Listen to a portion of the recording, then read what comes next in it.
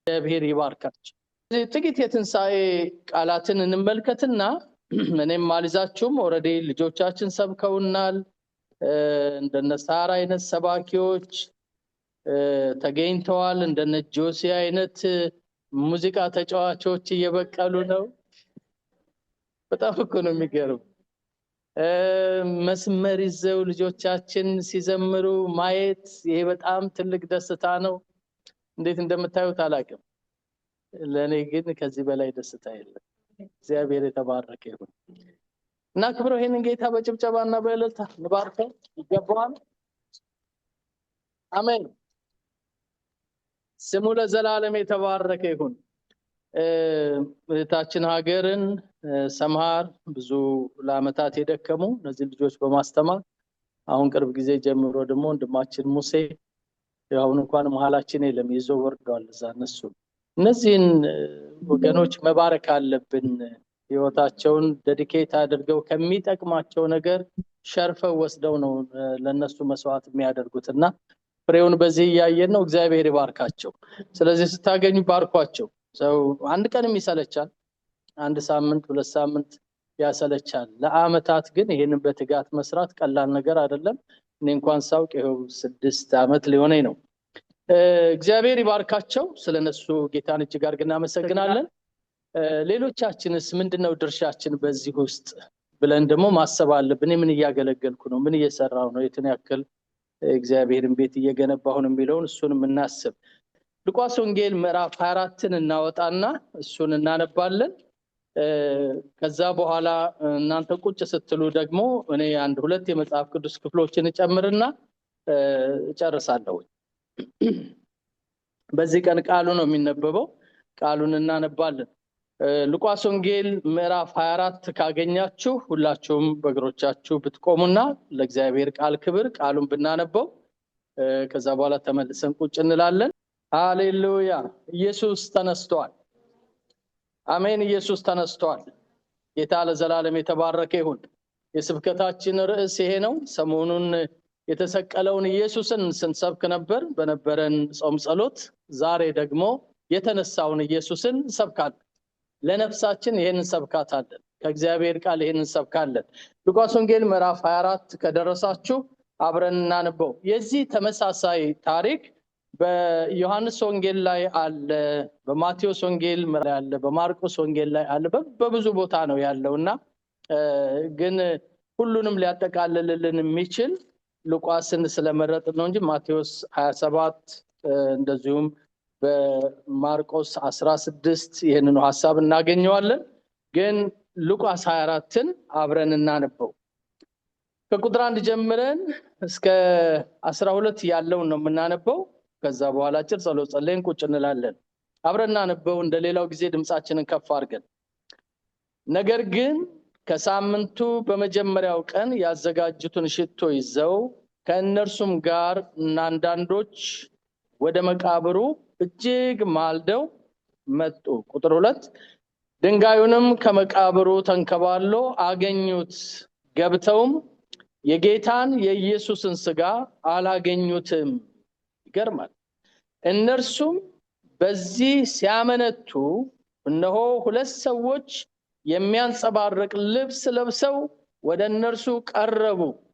ፈርተውም ፊታቸውን ወደ ምድር አቀርቅረው ሳሉ እንዲህ አሏቸው። ምን አሏቸው?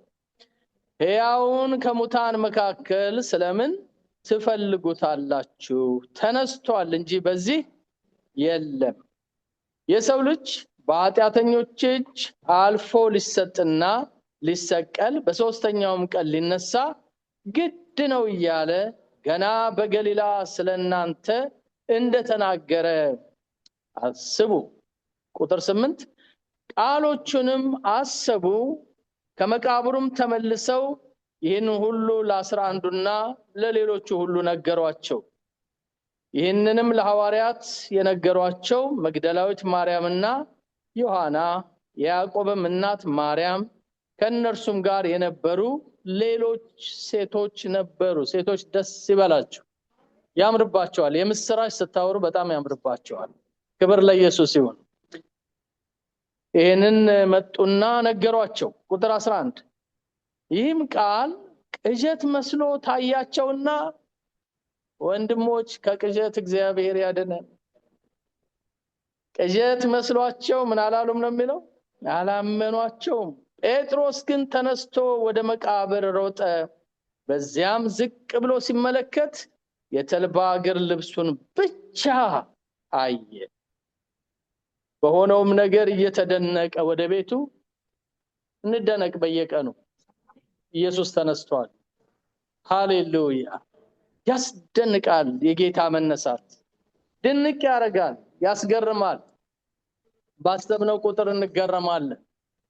በታሰበ ቁጥር ዓለም ይደነቃል፣ ሕዝብ ሁሉ ይደነቃል። የኛ ጌታ መቃብር ፈንቅሎ ተነሳ። ኢየሱስ ከሙታን መካከል አልተገኘም። እርሱ በሙታን መንደር የለም፣ ሕያው አምላክ ነው።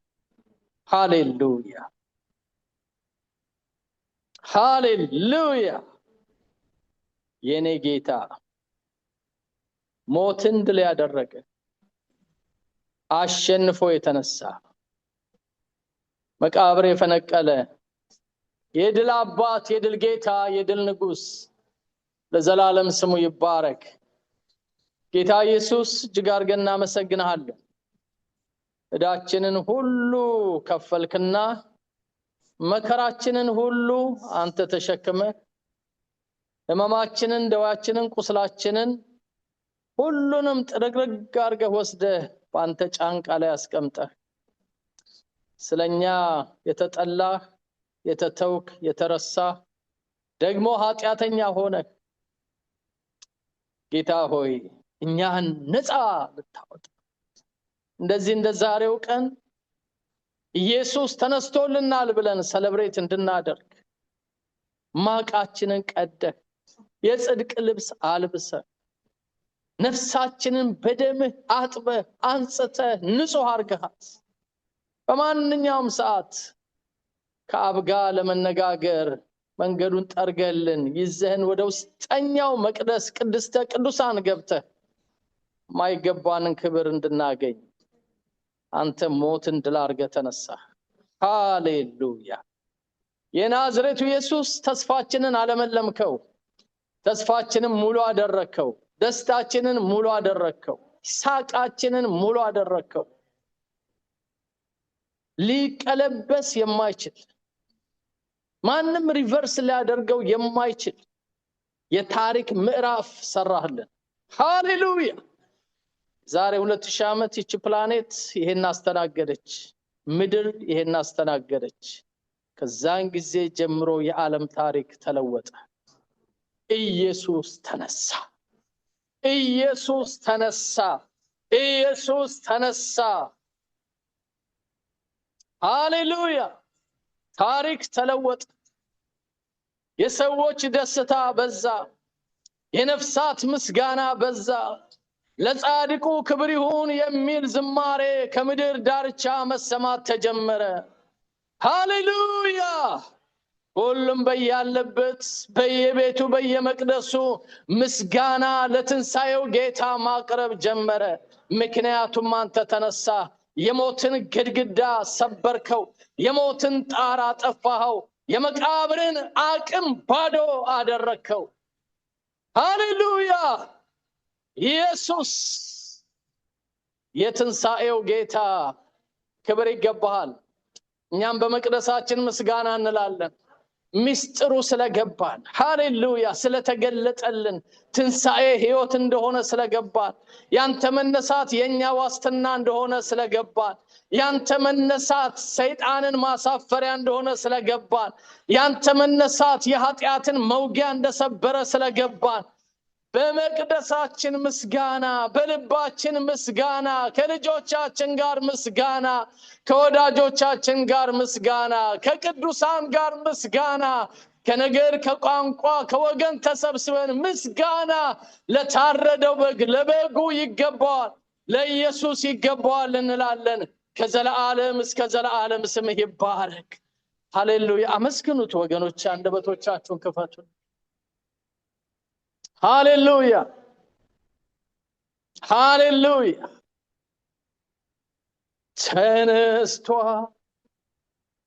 ተነስቷል የመቃብር ደጃፍ ተከፍቷል ድንጋዩ ከሩቅ ተንከባሏል ከፈኑ ብቻ ነው አስክሬኑ የታል በእውነትም ኢየሱስ ተነስቷል የመቃብር ደጃፍ ተከፍቷል ድንጋዩ ከሩቅ ተንከባሏል ከፈኑ ብቻ ነው አስክሬኑ የታል በእውነትም ኢየሱስ ሃሌሉያ ማዕረጋችን ኢየሱስ ክብራችን ኢየሱስ ተስፋችን ኢየሱስ ሃሌሉያ እጅግ አድርገን እናመሰግንሃለን እጅግ አድርገን እንባርክሃለን አንገታችንን እንዳንደፋ እነሆ አምላካችን ሕያው ነው ብለን በሰዎች ሁሉ ፊት በጠላት ሁሉ ፊት በከሳሾች ሁሉ ፊት እንድንናገር አቅም ጉልበት እንድናገኝ ያደረከን የትንሣኤው ጌታ ክብር ላንተ ይሁን ክብር ላንተ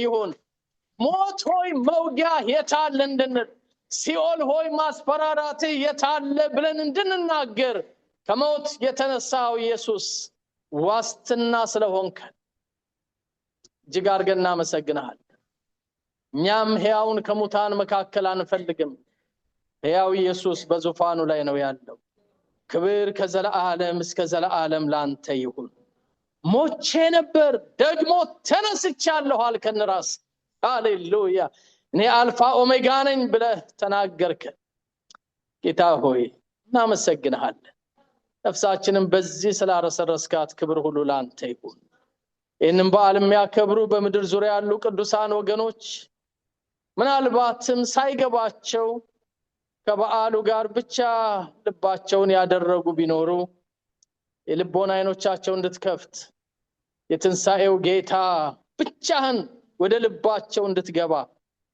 ሌላ ደባል ሳይጨምሩ አንተን ብቻ እያዩ ማምለክ እንዲችሉ እንድትረዳቸው እንለምንሃለን አግዛቸው ጌታ ሆይ ከሚያከብሩት ከዚህ በዓል ጋር የሚቀጥለው ሳምንት ደግሞ ዳግማ ትንሣኤ ተብሎ ከሚከበረው ጋር ደግሞስ በሌላው ጊዜ አንተን አስመልክቶ በሚደረገው ነገር ሁሉ የልቦናቸውን አይኖች እንድታበራ እጅህን እንድትዘረጋ እንለምንሃለን ክብር በሰማይ በምድር ላንተ ይሁን በኢየሱስ ክርስቶስ ስም ጸለይ አሜን አሜን እግዚአብሔር ይባርካችሁ ቅዱሳን ተባረኩ ጌታ ለዘላለም የተባረከ ይሁን ሃሌሉያ አሜን ኢየሱስ ጌታ ነው ቶሎ ቶሎ ላንብና ጨርሳለሁ ሐዋርያት ሥራ ምዕራፍ 2 እኔ ነኝ የማነበው እናንተ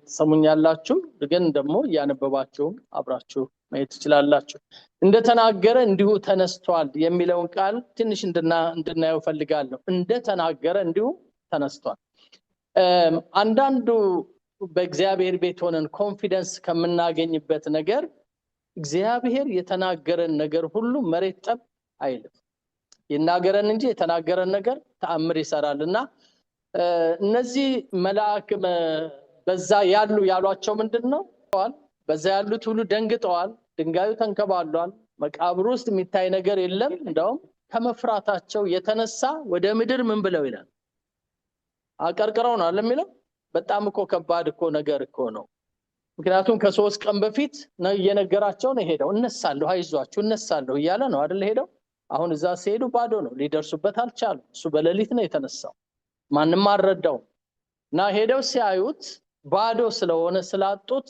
አንገታቸውን አቀረቀሩ አፈሩ ምንድነው ያሳፈራቸው እነሳለሁ ብሎ ነበር ወዴት ሄደ ወይ ደግሞ በሌሊት መተው ሌሎች ሰረቁት ወሰዱት አስከሬኑ የለም እሱ ከሌለ ህይወት የለም ወገኖቼ ኢየሱስ ከሌለ ህይወት የለም እውነት ነው አይደል ሁሉ ነገር ቢኖረን ኢየሱስ ከሌለበት ትርጉም የለም ለዚህ ነው ጌታ የነገረን ያስተማረን ሰው ዓለሙን ሁሉ ቢያተርፍ ነፍሱን ግን ቢያጎድል ምን ይጠቅመዋል ያለ ስለዚህ አቀረቀሩ አዘኑ አንገታቸውን ደፉ በዛን ጊዜ ነው ሰዎቹ የሚላቸው በሌላ ቦታ የጌታ መልአክ ይለዋል እዚህ ቦታ ላይ ደግሞ ሰዎች ይላቸዋል ምን አሉ ነው የሚለው ሕያው የሆነውን እርሱን ከሙታን መካከል ስለምን ትፈልጉታላችሁ? እርሱ በዚህ የለም። ምን ብሏል? ተነስቷል። ያ ብቻ አይደለም ያላቸው ቁጥር 6 ላይ ደግሞ በገሊላ በነበረ ጊዜ ምን እንዳላችሁ አስታውሱ ይላቸው። አስታውሱ። ምን ብሏቸው ነበር? የሰው ልጅ በኃጢአተኞች እጅ አልፎ ሊሰቀልና በሶስተኛው ቀን ሊነሳ ይገባል። 4 ነጥብ። ጌታ ይባረክ። እሞትላችኋለሁ ግን እንደሞትኩ አልቀርም፣ እነሳላችኋለሁ። ጌታ ይባረክ። ዕዳችሁን እከፍልላችኋለሁ፣ ዕዳችሁን ከፍዬ አልተዋችሁም፣ ከኔ ጋራ ደግሞ ትንሣኤ እሰጣችኋለሁ። ጌታ ለዘላለም የተባረከ ይሁን። አንዳንድ ጊዜ ቆላስያስም ጳውሎስ ቆላስያስ ላይ ይናገረዋል። እርሱ ከጨለማው ስልጣን አዳነን፣ ከዲያብሎስም ባርነትም አወጣን፣ ዕዳችን ሁሉ በደሙ ከፈለልን ይልና ወደ ፍቅሩ ልጅ መንግስት አፈለሰን ይላል። ኦኬ፣ ዕዳውን ከፍሎ ሁሉን ነገር አድርጎ ቢተውንስ እዛው ምንድን ነበር የምንሆነው? ተመልሰን እዛው ታጥቦ ጭቃ ነው አይደል? እንደሱ ነበር የሚሆነው። ግን ያን አላደረገም ጌታ ኢየሱስ። በጣም የሚገርመው ይሄ ነው። ብዙ የሃይማኖት መሪዎች ሊነግሩን ይችላሉ፣ እንዲህ ብታደርጉ ትገባላችሁ ብለው ይነግሩናል።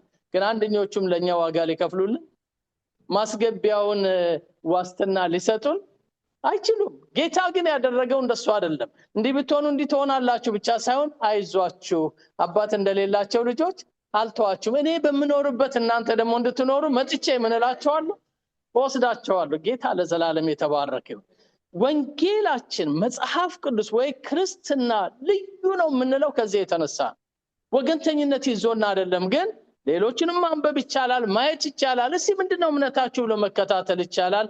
እንደ ጌታ ኢየሱስ ክርስቶስ ሕይወትም መንገድም እውነትም ሆኖ የሰው ልጅ የመራ ያዳነ ዕዳችንን የከፈለ የወደደን ማንም ጌታ ለዘላለም የተባረከ ይሁን። ሰሞኑን በስቅለት ሰሞን ያንን በመናስበት ሰሞን ኢሳይያስ 53ን አውጥተን አንብበናል። ብዙ ስንጸልይ ከርመናል። የጌታ ፍቅር የድረስ እንደሆነ እየገባን ግን አንዳንድ ጊዜ የሚወዳችሁ ሰው እኮ የሆነ ነገር ነው የሚያደርግላችሁ አይደል? ከዛ በላይ ያደርግላችሁ። ጌታ ያንን ብቻ አይደለም የሚያደርግ። ነፃ ወጣን፣ ዕዳችንን ከፈለ፣ አዳነን።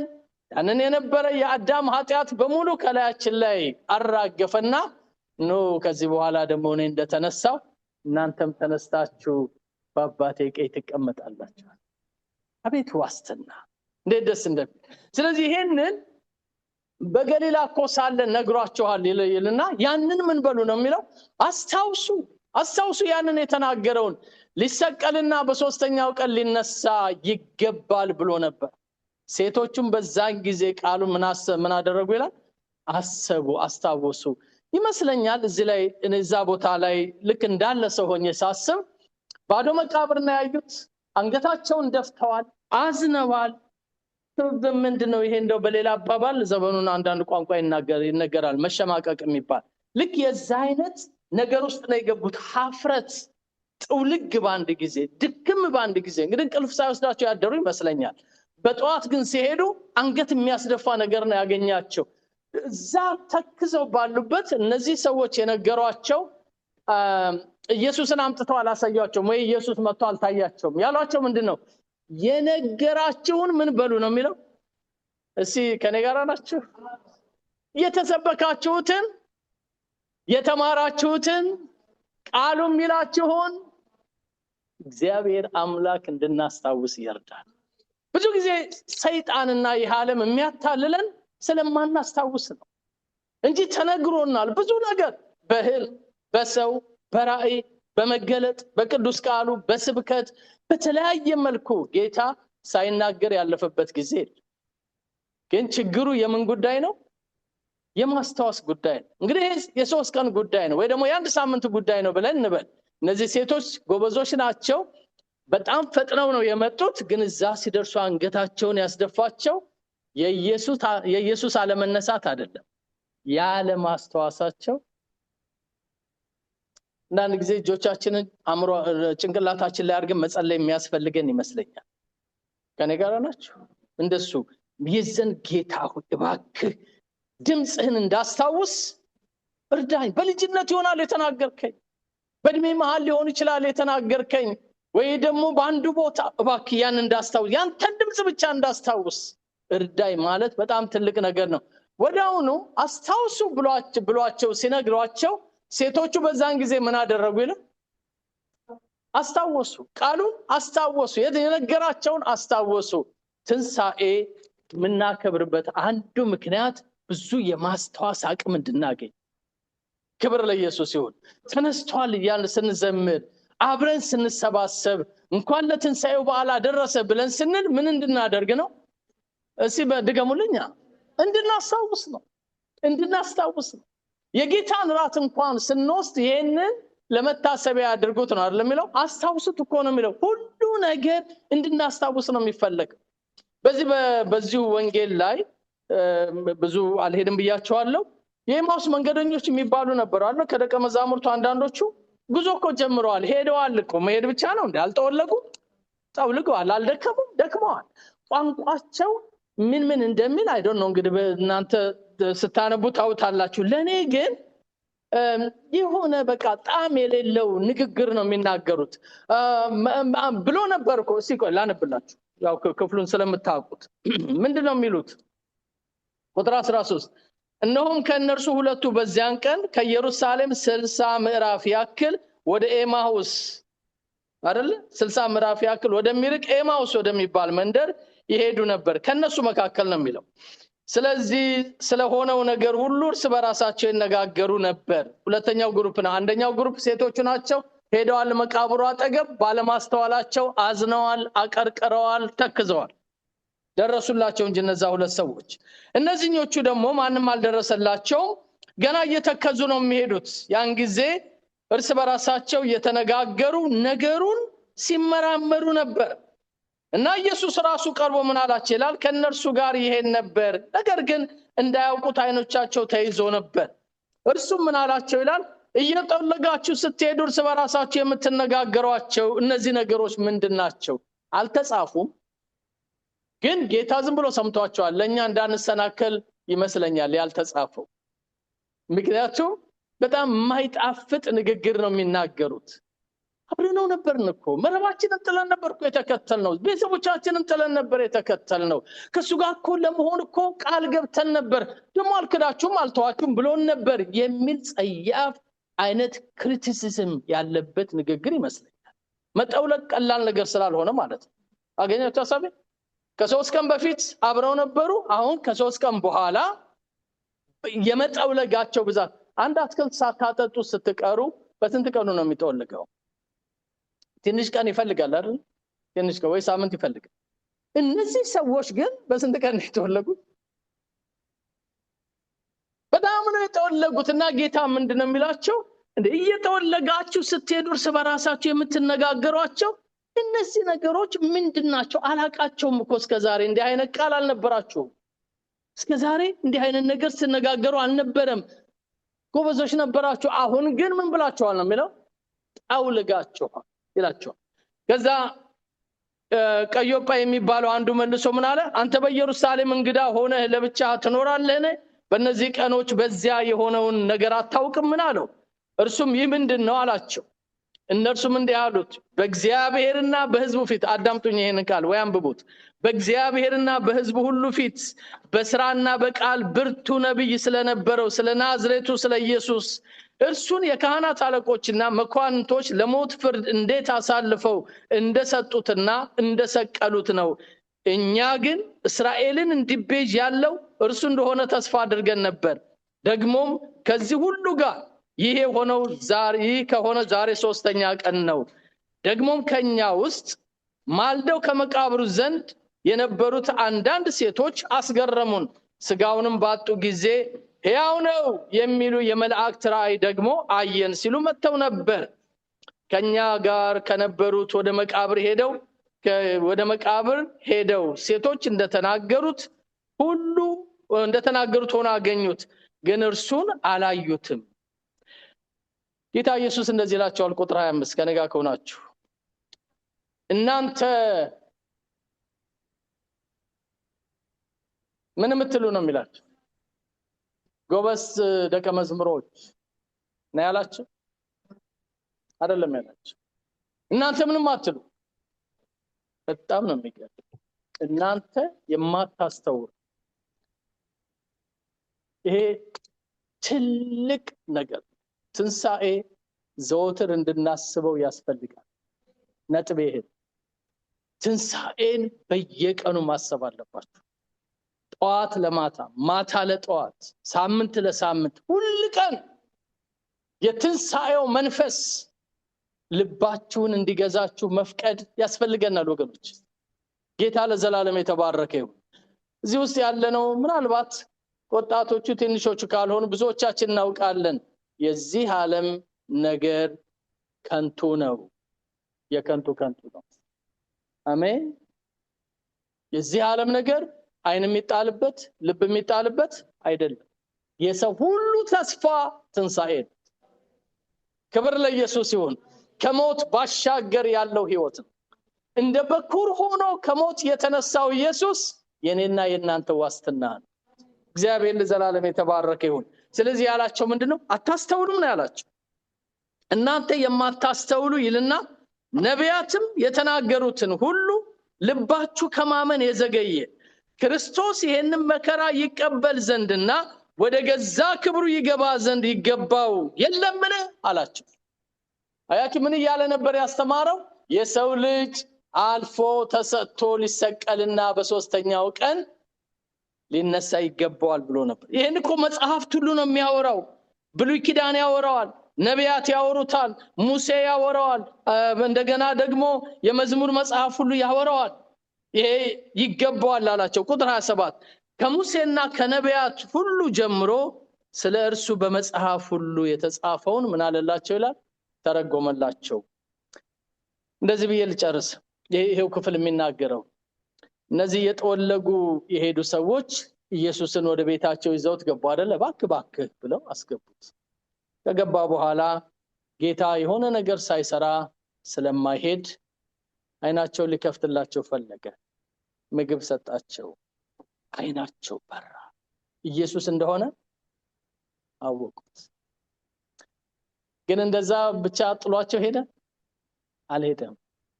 ይልቁንም መጽሐፍትን ያውቁ ዘንድ አእምሯቸውን ከፈተላቸው። ዛሬ በጋራ ህብረት አድርገን ገበታ ቆርሰን አእምሯችንን ደግሞ የሚከፍተው መንፈስ ቅዱስ ይንካል። አሜን ይንካል። አያችሁ ጌታን ማወቅና ልቦናችን ተከፍቶ መጽሐፍትን መረዳት ይለያያል። አሁን አወቁት፣ ደነገጡ፣ ደስ አላቸው። ግን ደግሞ ነገ መከራ ሲመጣ ይረሱት ነበር። ግን ሁሉ ጊዜ እንዲያስታውሱ ማስታወስ የሚችሉበትን አእምሮ ከፈተላቸው። ጌታ ለዘላለም የተባረከ ይሁን። ዛሬም ይሄ የትንሣኤ መንፈስ ይንካል። ይሄ የትንሣኤ መንፈስ ኢየሱስ ክርስቶስ ከሞት የተነሳበት መንፈስ በእያንዳንዳችን ውስጥ እንዲሆን እግዚአብሔር ይፈልጋል። አንደኛ ቆሮንቶስ ምዕራፍ 15ን ከማንበቤ በፊት ሮሜ ምዕራፍ 8 ቁጥር 11 ላንበውና ልለፍ። እንደዚህ ይላል ሮሜ ምዕራፍ 8 ቁጥር 11። ይሄንን ታውቁታላችሁ፣ በተለይ ደህንነት ስትማሩ ብዙ አይታችሁታል ብዬ አስባለሁ። 8:11 እንደዚህ ይላል፣ ነገር ግን ይላል፣ ያዙልኝ ይሄን፣ ነገር ግን ኢየሱስን ከሙታን ያስነሳው ማንን? እስቲ የደገምን እንበለው ኢየሱስን። Romans chapter 8 verse 11. The spirit of resurrection is so powerful for us. ውስጣችን ሊቀመጥ ይገባዋል። አሜን። አመት ሲመጣ የምናስታውሰው ሳይሆን ሁሉ ጊዜ ውስጣችን ደግሞ መኖሩን ቼክ ማድረግ አለብን። አንዳንድ ጊዜ እኮ መኪኖቻችን ዘይት እንዳላቸው ቼክ እናደርጋለን አይደል? ነዳጅ እንዳላቸው ቼክ እናደርጋለን። the spirit of resurrection ውስጣችን እንዳለ ቼክ ማድረግ አለብን። አለ ቼክ ማድረጊያው። አንዱ ቼክ የምናደርገው ሞትን አለመፍራታችን።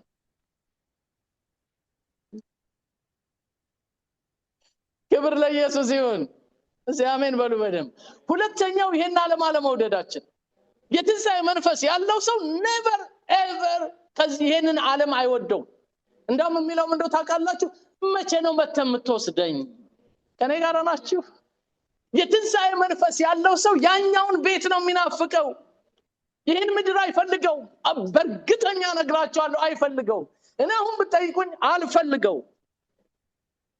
ብዙ ቅዱሳንም ብጠይቁ አይፈልጉት። ላንተ ስራ ላንተ ዓላማ ካልሆነ በስተቀር ምን አረጋለሁ ምድረ በዳ ነው የሚሉት። ምክንያቱም ሁሉ ነገር እዚህ ያለው የሚያደክም ነው። ትግል ነው አይደል ያለው፣ አይወደድም።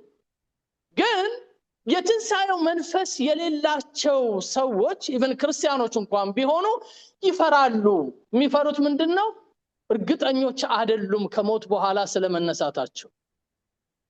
ስለዚህ እዚህ ምድር መኖር ይሻላቸዋል። ይሄ ኢየሱስን ከሞት ያስነሳው ነው የሚለው አይደለ?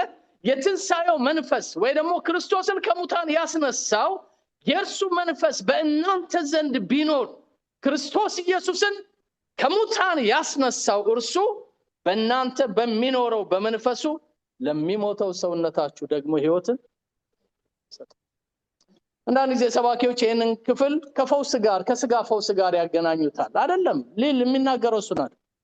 የሚናገረው ስለ ሪዘረክሽን ነው የሚናገረው። ላይፍ አፍተር ዴት፣ ላይፍ ከዚህ ምድር በኋላ። ሃሌሉያ! ትንሣኤ የሚያበስረን እሱ ነው። ዛሬ ኢየሱስ ተነስቷል ብለን አጨብጭበን እንድንሄድ ብቻ አይደለም። እኔም እነሳለሁ፣ አንቺም ትነሻለሽ። ያመኑ ይነሳሉ። ከኛ በፊት ወደ ጌታ የሄዱ ይነሳሉ፣ ከኛ በኋላም የሚሄዱ ይነሳሉ። በጌታ ያመኑ ጻድቃን ይነሳሉ። ኢየሱስ ክርስቶስ ጌታ ነው። አሜን። ለዚህ ነው የምንሻማው ቶሎ ብለው ሰዎች ጌታን አግኝተው ይሄንን የትንሣኤ መንፈስ እንዲያገኙ ለእናት ለአባት ለወንድም ለምንወዳቸው ልጆቻችን እዚህ ሲያድጉ ደስ የሚለን እነዚህ ልጆች ከኛ ጋር ይነሳሉ እንላለን። ክብር ለኢየሱስ ይሁን።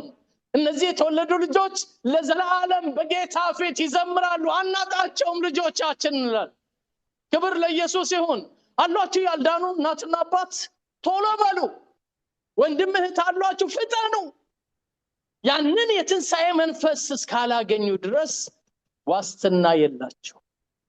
ግን ጳውሎስ እንደዚህ ይላል፣ ኢየሱስን ያስነሳው የትንሣኤ መንፈስ እናንተ ውስጥ ቢኖር ደወሪ ለሚሞተው ስጋችሁ። ሲያሜን በሉ ልባካችሁ። ለዚህ ነው ለመሰየፍ ያልፈሩት፣ በመጋዝ ለመሰንጠቅ ለመቀቀል ያልፈሩት፣ የእድሜ ጣራቸው ሳይሞላ መስዋዕት ለመሆን ያልደነገጡት። ለዚህ ነው ምን እንዳለ ያውቃሉ። እስቲ ሁሉ ሰው ይድገምልኝ፣ ምን እንዳለ ያውቃሉ። አሜን። እስቲ ጮክ ብለን እንደገና ምን እንዳለ ያውቃሉ። ክብር ለኢየሱስ ይሁን። የኢየሱስ መነሳት እንደ በርዝዴይ ቀን የሚከበር አይደለም። የምናስታውሰው መንፈስ አለ። እኔም እነሳለሁ፣ እኔም እንደምነሳ ነግሮኛል።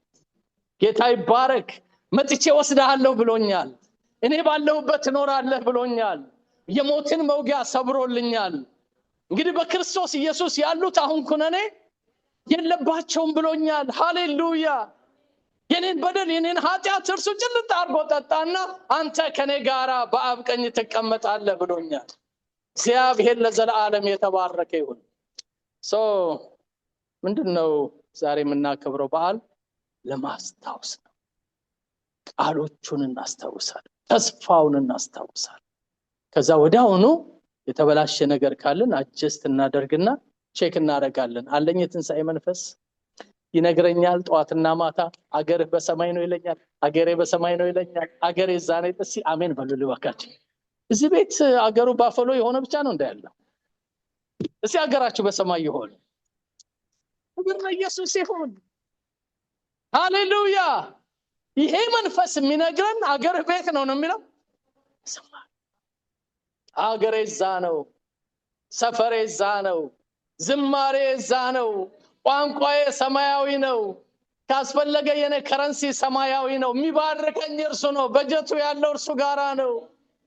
ትላንት ከአንድ እህት ጋር እዚህ ጉባኤ መካከል ካለች እህት ጋር እናወራ ነበርና የመሰከረችልኝ እኔ እንዴት እንደምኖር አላውቅም አለች። ብቻ ሲያኖር አውቃለሁ። ጌታ እኮ ነው ወገኖች። አንድ ጊዜ ኮኔክት ካደረግን ኖ ፊር ኖ ዳውት ጌታ ይባረክ። ብቻ ዋናው የሚያስፈልገው ከዚህ ከትንሳኤው መንፈስ ጋር ምን ማድረግ አለብን? ቻናላችን መገናኘት አለበት። ያለዛ ሁሉ ጊዜ ፍሪኮንሲ ፍለጋ ነው የምንሮጠው። እዚህ ጋር ይሆን ያኛው ይሆን ወይ ያኛው ሃይማኖት ሁሉ ጊዜ በቃ አቅጣጫ ፍለጋ። ወገኖች እኔ እንደዚህ ልባርካችሁ፣ ኢየሱስን ያስነሳው መንፈስ ያገኛችሁ። አሜን። በኢየሱስ ክርስቶስም ያገኛችሁ። እሱ ሰው በጣም ሲታገል ያለው ብዙ ክርስቲያን ማታገል ህይወት ከትንሳኤው መንፈስ ጋር መገናኘት ነው። ረፍት ያለ አሜን። ለዚህ ነው ጳውሎስ እዚህ ብንኖር ለጌታ ክብር ነው፣ ብንሄድ ለጌታ ክብር። ሞት ለኛ ምናችን ነው ይላል? ጥቅማችን። ቃል እኮ ብቻ አይደለም፣ ሪል ላይፍ እኮ ነው ወገኖች። እግዚአብሔር ይህንን የትንሳኤ መንፈስ ወደ ህይወታችን ያምጣ። ኦኬ፣ የመጨረሻ ቃል ነው ቆሮንቶስ ላይ ብያቸዋለሁ። በቃ እሱን ብቻ ነው የማነበው። አንደኛ ቆሮንቶስ ምዕራፍ 15 እንደዚህ ይላል። አንደኛ ቆሮንቶስ ምዕራፍ 15 አለፍ ብለን ነው የምናነበው። በነገራችን ላይ እግዚአብሔር የሕያዋን አምላክ ነው። ይብልብዳት ጌታችን ኢየሱስ ክርስቶስ በተለይ በሶስቱ ወንጌሎች ላይ ማቴዎስ 22፣ ማርቆስ 12፣ ሉቃስ 20 ላይ ይሄንን ንግግር በተመሳሳይ ሁኔታ ተናግሮታል። አይ ቲንክ የሉቃስን እናንበው። የሉቃስን አንብቡት እዛ ከመሄድ በፊት። ኢየሱስም እንዲህ ሲል መለሰላቸው ይላል፣ የዚህ ዓለም ልጆች እዚህ ድገሙልኝ። የዚህ ዓለም ልጆች ምን ይላሉ? ያገባሉ፣ ይጋባሉ፣ የሚመጣውን ዓለምና የሙታንን ትንሣኤ ማግኘት የሚገባቸው ግን አያገቡም፣ አይጋቡም። እንደ መላእክት ስለሚሆኑ እዚህ ምድር ማለቱ አይደለም፣ እዛ ነው። እንደ መላእክት ስለሚሆኑ ከዚያ በኋላ ምን አይሉ? ኢየሱስ ጌታ። አያችሁ፣ እነዚህ ምን አይሉ? ትንሣኤውን ያገኙ፣ ሁለተኛ አይሞቱም ይልና የትንሣኤ ልጆች ስለሆኑ የማን ልጆች ናቸው? ሲያጠገባችሁ ያለው ሰው ጠይቁት ባካ። የትንሣኤ ልጅ ነህ? ትንሣኤ the spirit of resurrection born ወልዶሃል? ባካችሁ ጠይቁ። ይሄ በጣም ሲሪየስ እኮ ጥያቄ እኮ ነው ወገኖች። አንዳንዶቻችን ቤተክርስቲያንን ነው እንጂ የምናውቀው የትንሣኤውን መንፈስ ገና አላወቅ ነው። አንዳንዶቻችን ክርስቲያን መሆናችንን ነው እንጂ የምናውቀው ከዛ አለፍ ያለ ነገር ገና ነን። ለዚህ ነው ክርስቲያን ሆኖ የሚደነግጥ፣ ክርስቲያን ሆኖ የሚፈራ፣ ክርስቲያን ሆኖ ኃጢአት ሰፈር የሚውል በብዛት የምናገኘው ከዛ የተነሳ። ግን የምን ልጆች ይላቸዋል? ቃሉን ሲያንብቡት እናንተ እኔ አላሰመርኩበትም። እስኪ የትንሣኤ ልጆች በሉልኝ። የትንሣኤ ልጆች የማን ልጆች ይባላሉ? ኦኬ ድገሙት እንደገና። አሁን እየገባን ነው በደንብ። ኦኬ የማን ልጆች ይባላሉ? የትንሣኤ ልጆች። የትንሣኤ ልጆች የማን ልጆች ይባላሉ? ኦኬ ለሶስተኛ ጊዜ እንድገመው። መጀመሪያ የምን ልጆች ይባላሉ? የትንሣኤ ልጆች። እነዚህ የትንሣኤ ልጆች የማን ልጆች ይባላሉ? እስኪ አውሩልኝ አጠገባችሁ ላለው። የእግዚአብሔር ልጅ ለመሆን የትንሣኤ ልጅ መሆን ያስፈልጋል። እኛም እንድንወለድ የሚያደርገን የክርስቶስ መነሳት ያ ስፒሪት ነው። እርሱ ሬዘሬክት ስላደረገ እኛ እንድንወለድ ያደርጋል። ስለዚህ የትንሣኤ ልጆች የተባሉ የማን ልጆች ናቸው? የእግዚአብሔር ልጆች ናቸው። ልጨርሰንን። ሙሴ ስለ ቁጥቋጦ በተጻፈው ታሪክ ውስጥ ጌታን ማን ብሎታል? የአብርሃም አምላክ፣ የይስሐቅ አምላክ፣ የያዕቆብ አምላክ በማለቱ እንግዲህ አብርሃምና ሌሎቹ ነበሩ እንደ ያን ጊዜ አልነበሩም አይደለ? ግን በማለቱ ምን አድርጎታል ነው የሚለው? ሙታን እንደሚነሱ ያሳያል ይልና እግዚአብሔር የሚል ቃል ታገኛላችሁ። ኦኬ ሁሉም ለእርሱ ሕያው ስለሆኑ እርሱ የሕያዋን አምላክ እንጂ የሙታን አምላክ አይደለም። የሕያዋን አምላክ እግዚአብሔር ምን ፐርሰንት እንደሚሰጠው አላውቅም። 100 200,000 እንደፈለጋችሁ።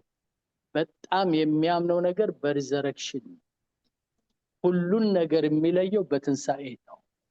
አንዳንድ ጊዜ ወንጌላችሁን ጠጋ ብላችሁ ታነቡ ብዙ ምሳሌ ይናገራል። ግን አንደኛው ምሳሌ አንድ ጥሩ ገበሬ ዘር ሊዘራ ወጣልና ዘራ አይደለ? ከዛ ጠላት መጣና እንክርዳድ ዘራ።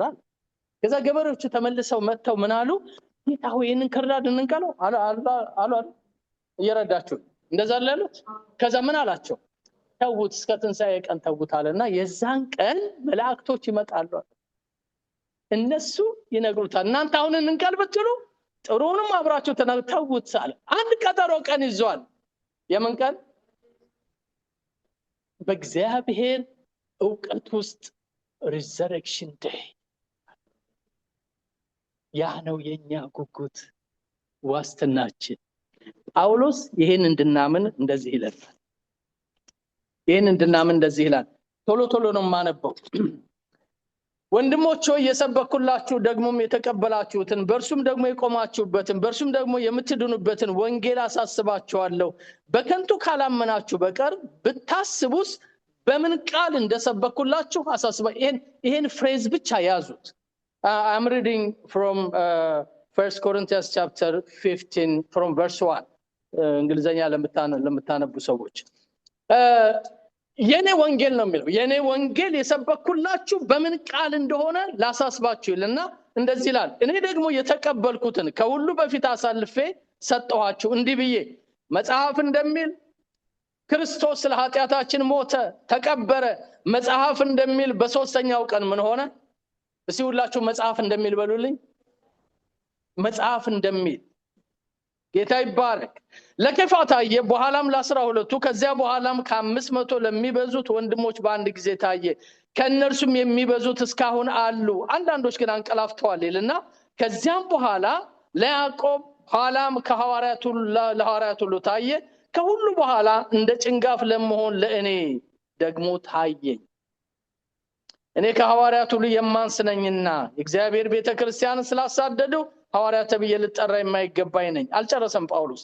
ነገር ግን በእግዚአብሔር ጸጋ የሆንኩት እኔ ነኝ። ለእኔም የተሰጠው ጸጋ ከንቱ አልነበረም። ከሁላቸው ይልቅ ግን ደከምኩ። ዳሩ ግን ከኔ ጋር ያለው የእግዚአብሔር ጸጋ ነው እንጂ እኔ አይደለሁም። እንግዲህ እኔ ብሆን እነርሱም ቢሆኑ እንዲሁም ሰብካለን፣ እንዲሁም ደግሞ አመናችሁ። የምፈልገው ቁጥር 12 ክርስቶስ ከሙታን እንደተነሳ የሚሰበክ ከሆነ ግን ከእናንተ አንዳንዶች ትንሣኤ ሙታን የለም እንዴት ይላሉ? ትንሣኤ ሙታን ከሌለ ክርስቶስ አልተነሳማ። ክርስቶስ ካልተነሳማ እንግዲህ ስብከታችን ምንድናት? ከንቱ ናት። እምነታችሁም ደግሞ ምንድናት? ከንቱ ናት። ደግሞም ክርስቶስን አስነስቶታል ብለን በእግዚአብሔር ላይ ስለመሰከርን ክርስቶስ ካልተነሳ ሐሰተኞች የእግዚአብሔር ምስክሮች ሆነን ተገኝተናል። ሙታን ግን የማይነሱ ከሆነ እርሱንም ምን አላለውም ይላል። አያችሁ፣ ሪዘረክሽን የኔና የናንተ ዋስትና ነው የምንለው ለዚህ። እግዚአብሔር ለዘላለም ይባረክ። እንቀጥለው፣ እንጨርሰውና በዛው እናቆማለን። ክርስቶስ ካልተነሳ እምነታችሁ ምንድናት? ከንቱ ናት፣ እስካሁን ድረስ በኃጢአት አላችሁ ይልና ቁጥር 18 እንኪያስ በክርስቶስ ያንቀላፉት ደግሞ ጠፍተዋል። በዚህ ህይወት ብቻ ክርስቶስን ተስፋ ያደረግነው ከሆነ ከሰው ሁሉ ይልቅ ምኖች ነን ይላል? ምስኪኖች ነን። አሁን ግን ክርስቶስ ላንቀላፉት በኩራት ሆኖ ከሙታን ተነስቷል። እንበለው ሁላችንም ምን እንበል? ተነስቷል። ማን ተነስቷል? ኢየሱስ ክርስቶስ ተነስቷል። ደስ ይበልሽ እህቴ፣ ጌታ ይባረክ። ደስ ይበል ወንድሜ፣ ደስ ይበላችሁ ወጣቶች። እግዚአብሔር ለዘላለም የተባረከ ይሁን። ከሙታን መካከል አይፈለግም። እሱ ተነስቷል። ጌታ እሱ የትንሣኤ ሁሉ አምላክ ነው። ክብር ለኢየሱስ ይሁን። ሃሌሉያ። ምንም ጨምረው የለኝም። እግዚአብሔር ቃሉን እንድናስብ ይርዳን። ቃሉን እንድናስታውስ ይርዳን። አእምሯችንን ይክፈትልን፣ መንፈሱን ያፍስልን። አምላካችን የሙታን አምላክ አይደለም። አምላካችን የምን አምላክ ነው? የሕያዋን አምላክ። ጌታ ኢየሱስ እኮ ነው ያለው እግዚአብሔር የሕያዋን እንጂ የሙታን አምላክ አይደለም። አራት ነጥብ። እኔ ለዚህ ይመስለኛል ጌታ ኢየሱስ አባቴ ሞተ ነው ሄጄ ልቅበረው ሲል ከባድ ቃል እኮ ነው። ወገብ ይሰጣል፣ ቀላል አይደለም። ስለዚህ የትንሣኤው ብስራት ተበሰረልን። ጌታችን ተነስቷል ኢየሱስ። ሁላችን በእግሮቻችን እንቁምና እናመስግን፣ እንጸልያለን። እናመስግን። ሃሌሉያ ተነስቷል።